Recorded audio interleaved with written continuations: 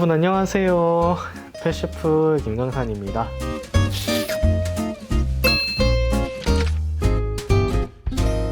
네, 오늘은 이제 저희 레시피가 아니라 간단하게 이제 우리 강아지들이 이제 앞으로 이제 먹어도 되는 재료랑 먹으면 안 되는 재료 이런 것들을 알려드릴 건데, 이제 강아지들이 먹어도 되는 재료들은 뭐 우리 레시피를 보면 알 수 있지만 굉장히 좀 많이 있어요. 근데 이제 그 중에서도 뭐 주의할 것도 있고 여러 가지가 있겠지만, 일단 가장 먼저 알아야 될 거는 먹었을 때 바로 우리가 애를 데리고 이렇게 응급실을 뛰어가야 되나, 아니면 이런 좀 위험한 재료들이 제일 중요하겠죠. 그래서 우리가 오늘은 이제 강아지가 피해야 되는 식재료 5가지에 대해서 좀 먼저 말씀드려 보도록 하겠습니다. 먼저 첫 번째로 말씀드릴 거는 포도가 되겠습니다. 저도 원래 포도를 굉장히 좋아하는 사람이에요. 그래서 이제 요새 이제 슬슬 이제 가을 냄새가 나니까 막 샤인머스켓 나오고, 이제 우리나라 원래 뭐 캠벨 품종 그 포도들도 나오고 이런 시즌이죠. 그래서 저도 이제 반려인이 되기 전에는 진짜 포도를 막 쌓아놓고 먹을 정도로 엄청 좋아했어요. 근데 지금은 포도를 거의 이제 손을 못 댑니다. 원래 와인도 되게 좋아하는데 와인도 정말 조심스럽게 먹어요. 그래서 이제 포도가 이제 우리 사람은 되게 좋은 이제 과일인데 강아지한테 안 좋은 이유가 있습니다. 강아지가 포도를 먹었을 때 이제 신장에 이제 무리가 갈 수가 있어요. 신장의 기능을 떨어뜨려서 급성 신부전을 유발을 할 수 있습니다. 그렇기 때문에 이제 급성 신부전 같은 경우는 강아지의 목숨이 긴급하게 위험할 수 있을 정도로 굉장히 심한 병이기 때문에, 강아지가 포도를 먹었다라고 한다라면은 바로 지체 없이 강아지를 구토를 시키고 응급실로 뛰어가야 됩니다. 이것은 이제 양에 상관없이, 포도 같은 경우는 양에 상관없이 위험하다고 보시면 됩니다. 그러면 여기에서 좀 파생이 될 수가 있겠죠? 일반 이제 우리가 먹는 그런 싱싱한 포도도 있겠지만 건포도도 당연히 안 되겠죠? 포도가 많은 거니까 오히려 더 응축되어 있기 때문에 더 위험할 수가 있을 겁니다. 마찬가지로 포도 주스, 와인 이런 것들이 전부 다 해당이 되기 때문에 포도는 이제 가장 강아지가 피해야 될, 강아지가 먹지 말아야 될 음식 일단 1순위로 꼽겠습니다. 또 이제 이런 것도 많이 들어보셨을 거예요. 강아지가 이제 초콜릿 또는 커피를 먹으면 안 된다라는 부분에 대해서 우리가 들어보셨을 텐데요. 아시다시피 커피 그리고 초콜릿에는 이제 카페인 성분이 들어가 있습니다. 그래서 이제 이런 이제 카페인이 강아지의 신경을 굉장히 흥분시킬 수가 있어요. 그래서 이제 그런 이제 흥분 증상으로 인해서 기본적으로 이제 구토하고 설사를 동반을 하게 되고요. 그다음에 호흡, 우리가 이제 너무 신경이 막 흥분이 되면은 사람도 호흡이 굉장히 가팔라지죠.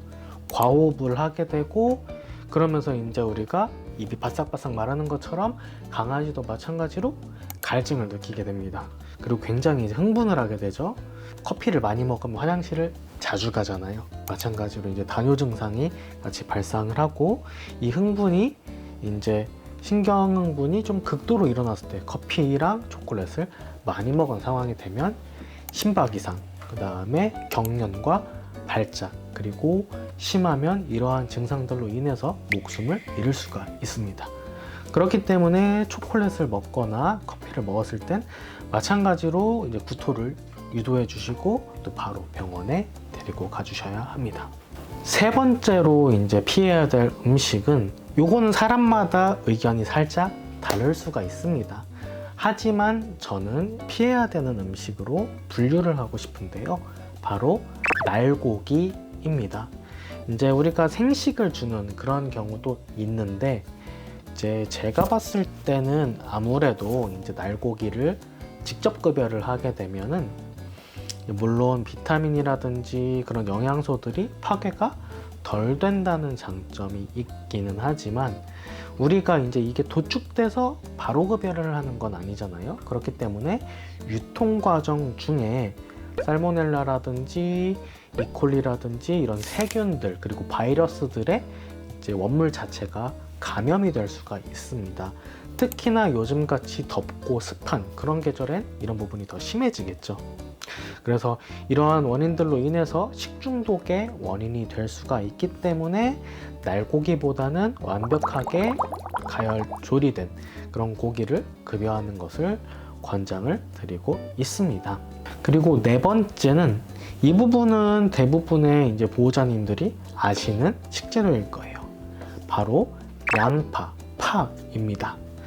이 양파하고 파 같은 경우가 대표적으로 강아지가 피해줘야 될 식재료로 볼 수가 있는데, 그 이유는 이 양파하고 파를 강아지가 먹게 되면은 강아지 피에 있는 적혈구가 이제 파괴가 됩니다. 그래서 용혈성 빈혈이 일어나기 때문에 강아지의 이제 건강에 악영향을 굉장히 심각하게 초래할 수가 있고요. 마찬가지로 그래서 양파와 파를 먹게 된다라고 했을 때는 반드시 구토를 유발을 해주고 마찬가지로 병원에 가줘야 됩니다. 그래서 예시를 하나 이제 들어보자면은, 이거는 이제 뉴스에서도 좀 다뤄졌던 사례예요. 제 옆집에서 짬뽕을 먹고 이렇게 그릇을 밖에 내놨었대요. 근데 짬뽕에는 아시다시피 양파가 굉장히 많이 들어가죠. 파도 들어가고. 그거를 이제 강아지가 이제 잠깐 집 문이 열려 있는 사이에 그걸 쏙 나와가지고 그 이제 남아있던 그런 잔반을 양파를 이제 먹었다고 합니다. 엄청 대형견이었다면은 그런 부분에서 이제 아무래도 상대적으로 좀 덜 아플 수가 있었겠지만, 작은 아이가 그걸 좀 많이 먹었나 봐요. 그래서 바로 이제 병원으로 이송이 됐지만 결국에는 생명을 잃었다는 그런 이제 사례도 있었습니다. 그래서 이제 이런 양파랑 파 같은 경우는 급성으로 이제 번지게 되고, 그로 인해서 기절을 할 수도 있고요. 구토, 그다음에 용혈성, 피가 파괴돼서 빈혈이 일어나기 때문에 피에 오줌이 나오는 혈뇨를 놓을 수가 있습니다. 그리고 이제 이런 적혈구가 파괴되기 때문에 이제 호흡이 가팔라지고 심박수가 증가하게 되고요. 잇몸이 창백해지고 활동량이 감소하는, 사람이 빈혈에 걸렸을 때 일어나는 일들이 그대로 강아지한테도 일어난다고 보시면 되겠습니다. 그리고 마지막으로, 사실 이런 경우가 이제 막 흔하게 일어나지는 않지만 그래도 주의를 해야 되기 때문에 말씀을 드리겠습니다. 이제 강아지의 사이즈에 따라서 다르겠지만, 이제 우리가 막 체리 같은 그런 앵두 같은 이런 것들은 강아지가 통째로 삼킬 수가 있는 사이즈죠.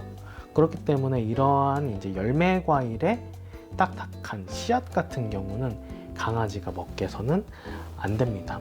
씨앗에 이제 사람으로 좀 치환을 하면 청산가리 같은 물질이 좀 함유가 되어 있어요. 그래서 웬만하면 이제 씨앗은 다 좀 골라서 주시는 것이 좋아요. 자, 이상으로 우리가 오늘은 강아지들이 먹으면 안 되는 그런 이제 식재료들에 대해서 알아봤습니다.